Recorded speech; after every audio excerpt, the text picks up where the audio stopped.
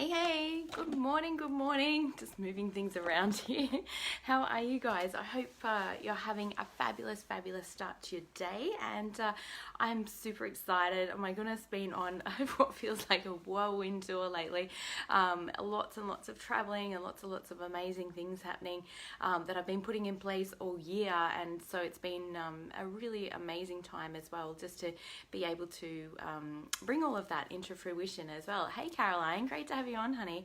So one of the things that I definitely wanted to chat about today is what to do when we can't solve a problem, or when we've been probably like in a situation where it just feels like no matter what, we're having so much trouble in just solving that or moving beyond that. Or perhaps you could be like me, where you keep recreating the same thing over and over again. And this was something that I did years ago, and was so frustrated by that because I couldn't understand how I kept on recreating the same circumstance.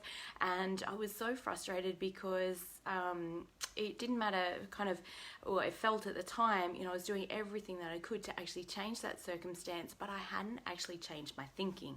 And that is the key. And of course, anytime that we're stuck on a problem, or we're, spinning on the spot, or having this particular issue, can be really challenging as well. And quite often, we can blame ourselves, we get into blaming others. It might be that we lose self-esteem, or we lose self-belief, or we lose self-confidence. And depending on the area that this problem is occurring in, whether it's relationships, or whether it's with our health, or perhaps it's with our finances, or perhaps like I said, whether that's intimate relationship or relationship with others, or a work relationship. And what I have found to be one of the most powerful things is to look inside, to look internally, hey Alice, and find out, where am I actually attracting this experience from within. And I know when I first found that out, or heard that, I was really angry, because it was at a time in my life where I felt like all of these things had happened to me, and I felt very much a victim of my circumstance. My life felt like it was well and truly falling apart, and all these things were just stripping away, or felt like they were stripping away from me, and yet life happened for me. And that was a really powerful lesson for me, because it really helped me to really understand at that deeper level, while these things were occurring, to be able to get the lesson that I needed to, in order to be able to move ahead, to be able to create the life that I had longed for a very long time. I'd longed for a long time to love myself, or to appreciate myself, or not from an egotistical way, but just that genuine appreciation, love and respect, self-belief and confidence that so many people crave. And sometimes don't know how to actually access that as well. And we can often believe everybody else has it together, and we're the only ones that feels that way. And I know I felt like that for such a long time. I had all these stories and all of these beliefs around why I wasn't enough, and what was going on for me, and it was really painful as well. And the more that I stayed in those stories of, I'm all alone, nobody loves me, I'm not enough, I'm not thin enough, I'm not pretty enough, I'm not attractive enough, like I had all of these stories going on, but also, I wasn't a good mom. All of those beliefs in my system were continuing to create the external circumstances that were showing up in my life. So therefore, I didn't feel supported by others. I did feel all alone, because I was actually withdrawing. And Tony Robbins demonstrates, a great cycle here, with our beliefs, and then that unleashes our potential, or potential action. So if our belief is diminished, and we don't believe that we can achieve that, or we don't believe that we can have that, or we don't believe that we can change it, or if it's a negative belief, then of course that's going to minimize the action we take, which of course minimizes the results that we get, which of course reinforces that same old belief again, which is really challenging to live that way. So one of the first things that we can do is to really start to analyze is probably not the right word, but become consciously aware of, what are the thoughts that I'm thinking day to day, and how are they actually contributing to the way that I live my life. If we feel like that we're fat and lazy, or that we don't take care of our health, or perhaps we've got a really strong inner critic, that can be incredibly painful as well. And so one of the things that and make a huge difference here is the more that we tune into, well, where am I actually criticizing myself? Where does my inner critic get particularly loud? Where do I not feel enough in life? And we'll all have a story around why we believe that we're not enough. And after taking my beautiful participants away on an amazing retreat up in Byron Bay, we got to spend a good 4 to 5 days really starting to dig into the ego mind and dig into the survival mind and why it creates these negative thoughts. And it's because we're wanting to fit in. It's because we're wanting to belong and be accepted in the world.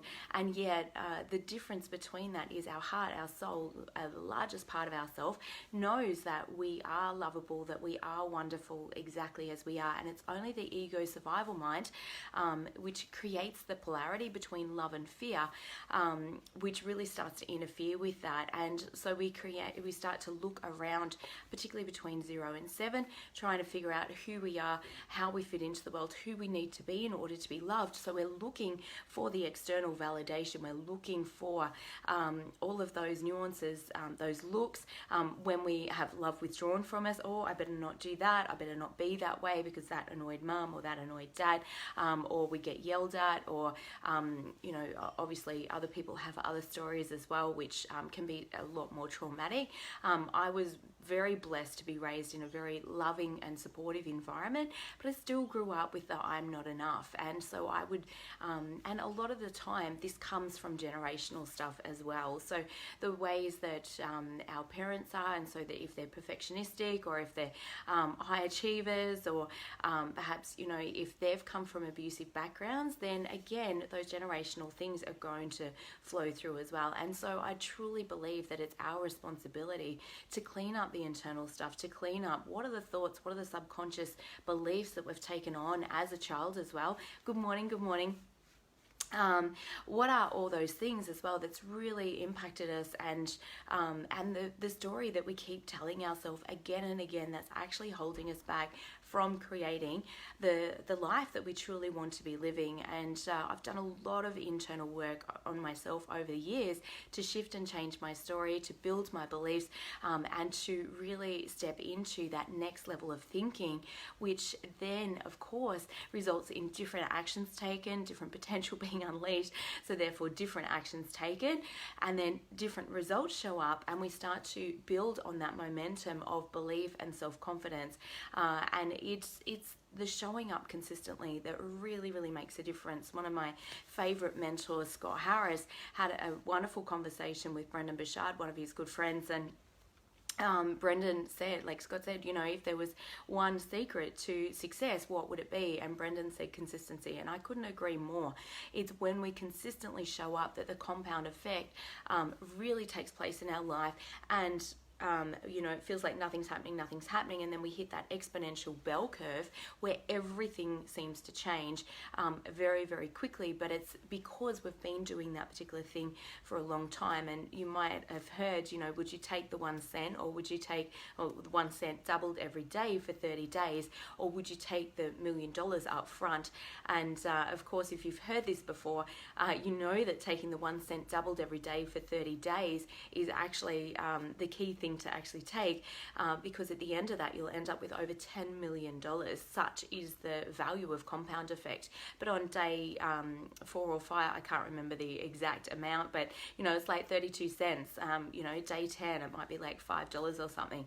So it feels like nothing's happening, but then all of a sudden we hit that exponential bell curve, and things really, really start to gain traction and momentum. And it's the self-belief, it's showing up for ourselves, that really does make a huge impact in who we want to be, how we want to be, and what's going on for us as well. So how to change any problem in our life? We absolutely need to change our level of thinking, because as Einstein said, you cannot solve a problem from the same level of thinking that created it. And again, it goes back into that law of attraction. Our thoughts and our words are so powerful. And I've seen this in play. I've seen this in action again and again and again. Good morning. Great to have you on here. Dee, is so great to see you, hun. So really utilizing the power of attraction, how we actually feel is how we're actually magnetizing, or what we're magnetizing ourselves to. So if you're feeling extremely frustrated about a situation, or if you're feeling angry, or if you're feeling in despair or powerlessness, you're going to continue attracting more and more experiences in your life that are frustrating, that perhaps make you angry, or perhaps really start to play out in a negative way through powerlessness or despair, or feeling like the worse it gets, the worse it gets. And that's because we cannot attract anything other than what is a vibrational match for our own energy. And so whatever emotion that you're experiencing the most of, we need to start consciously raising that and start being able to really emotionally master our emotions in order to be able to guide ourselves up to a better feeling place. It doesn't have to be the best thought ever. If you've ever listened to Abraham Hicks, it's just the next best thing, because gently by gently, again, the compound effect, where you're moving yourself just slowly up the emotional guidance scale. And I'll pop that link below if you haven't actually got that. I'll pop that link in there as well for you, where you can access the emotional guidance scale. And I've got a quick video. If you hit the grey tab when you download the emotional guidance scale, if you hit the grey tab, there's a short video on how to actually utilize that. So if we're consciously moving ourselves up that emotional guidance scale every single day, then pretty soon you're going to be much more in a place of gratitude, of love, and in non-resistance. So if you're exhausted, if you're tired, if you're feeling burnt out, you've had some pretty strong resistance going on in one or more areas of your life. And again, we have different emotional set points on every single area of our life as well. So changing our thinking, changing our beliefs, of course, like if we feel like we're not enough, we're going to feel like rubbish, we're going to feel that we're not enough, you're going to feel like it doesn't matter what we do, it's never enough, like all of these thoughts, and that leaves us feeling powerless, it leaves us feeling helpless. So by changing our beliefs to and it needs to be something a little bit softer. Sometimes it's too much of a jump to go, well, I am enough. And then the mind goes, no, well, I don't believe that either. So maybe it's like, I am actually improving. I am moving forward. I am looking forward to feeling better within myself. It's a softer way of being able to guide yourself up to a better feeling emotion. You're going to know that because you're going to feel a little bit better. And it doesn't have to be the best feeling ever. It's just a little bit better, a little bit better, a little bit better, moving forward every single day. And it's doing the daily consistent work on that, which will eventually raise your vibration. Hi Di, great to have you on. Which will raise your vibration consistently and move you into a better feeling place. When we're in a better feeling place, of course we take more action. It's just a natural thing that we do. But not only that, we're also magnetizing ourselves for a much better experience, because when we're in contentment, when we're in curiousness, it's kind of like this wonderment, it's this joy or this anticipation of, wow, I wonder what's going to happen next. We start to move more into positive belief, positive expectation, and even passion and flow and excitement and enthusiasm. And of course, like when you feel like that, your energy is a lot higher, and we're actually taking more action, or we're brighter, we're bubblier, our energy is more out there. And generally, we're not trying to hide from the world. If we are withdrawing, if we're judging, if we're criticizing, blaming, I'm just trying to think of the other one, defending, or justifying is the other ones. That really is like a strong indication that we're caught in a negative ego identity, which is just trying to protect us and just trying to keep us safe. So we never create against ourselves. All these aspects and all these parts, even though they might be negative, they're there to protect you. They're there to keep you safe. So the more that we can love into them and appreciate them for who they are and what they're trying to do for us in life, then it's much easier as well to move beyond that, because we're accepting that part of ourselves. We're sending that part of our self-love. We're also getting the message that that part is trying to send us don't do that, or, and it might be a negative message where it's like, thank you for trying to protect me, and I choose to step forward with courage. And I love, I'm just currently reading Brene Brown's Dare to Lead book, and she talks a lot about the importance of vulnerability, and we can't actually access courage without allowing ourselves, without stepping into vulnerability. And I thought, wow, it really makes so much sense. I've never thought about it that way, but courage is the ability to be able to take action even though we may fail, even though we may fall flat on our face. And it's the willingness to be vulnerable in that moment, to know that we haven't got all the answers, that we may not get it right, all of those things. And that moves us and shifts us from the ego mind, which is all about, I need to get it right. We judge ourselves so harshly. The ego always judges, criticizes, blames, defends, justifies, and withdraws when it's feeling scared as well. Good morning to everyone that's jumping on. Hey, Sharon. So definitely, it's one of those things that can really impact us massively as well. Just in terms of when we're caught in that ego identity, that negative feedback loop, I'm not enough, I'm not this, we need to step outside that part of ourselves and actually observe it and go, what is it actually trying to achieve? What need is it trying to meet through this behavior? Is it trying to protect me? Is it trying to keep me safe? Is it trying to get the whip out and maybe beat me into shape? And I say that lovingly, but a lot of the time, I've definitely got a very strong drill sergeant energy that likes to kick my butt. And she's not very loving either. She is, because underneath that, even though the words that, sometimes that drill sergeant is quite, berate myself or anything else, but in essence, her job is to get me moving again. Her job is to get me into action. And when I recognize that, because she's feeling scared, she's not feeling safe because I'm not moving forward in the areas that I've said that I've wanted to.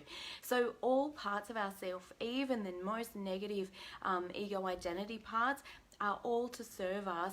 And it's when we actually really understand that we don't create against ourselves, that we can learn to love and accept those parts. And in fact, when you listen to those parts, they don't actually have to play out in that negative feedback loop like they may have previously as well. Hey Jan, great to have you on. So it's a very powerful thing that we can actually do for ourselves just by actually going, yeah, wow, like listening to that angry aspect, listening to that sad aspect, listening to the victim or the self-pity. And there's no judgment there. I've been there, I've done all of them. And sometimes they can play out quite strongly for me, but more and more, the more that I listen to them, the more I hear what need it is that they're trying to get me to meet, then I can just take resourceful action as opposed to keep getting caught in that negative feedback loop as well. So I hope that's been helpful for you guys. But really it comes back to shifting our thinking. If we've created a problem, it's because of our thinking. It's because of our inner beliefs around how we believe that we need to be or who we need to be. Hey Narelle, great to have you on. If you've just jumped on, definitely go back to the start and just have a quick listen. But in essence, it really is change your level of thinking, change any inner beliefs. If you do have negative identities coming up that are I'm not enough or I'm not good enough or that berate you or that criticize you, that negative Nelly voice, we've all got one. Even the most successful people on the planet, we tend to think, everybody else has got it together and I'm the only one that feels this way. I can promise you, I've had lots of conversations with lots of amazing and very inspiring people. We all have this ego identity. It's part of being human. It's what causes the human suffering. But when we actually know what it actually is trying to achieve or create, we don't create against ourselves, even though it doesn't feel great at the time. You can ask ourselves, what need is that aspect of us trying to meet? Is it trying to get love? Is it trying to, and when we can actually do that for ourselves, then connecting with ourselves at a deeper level, then we can move onwards and upwards, and we don't have to buy into any of the story that negative ego identity is telling us, and we can move past that, create that next level version of our life that we're wanting to, and experience much more happiness, joy, contentment, and deep fulfilling self-love as well. So I hope that's been helpful. If you've got any questions about that, or you feel like that's been an area that you've felt really stuck in the past, of course, always sing out. I am fairly heavily booked at the moment with coaching, but definitely reach out. I may have a couple of places coming up in November, so definitely reach out. We can have a conversation if that's an area that you'd like to step into and gain greater confidence or or perhaps you've got a big problem that you've been trying to solve for a long time, and having somebody that can really help you to move past your own blind spots. We all have blind spots, myself included. We can't see what we can't see, and we don't know what we don't know.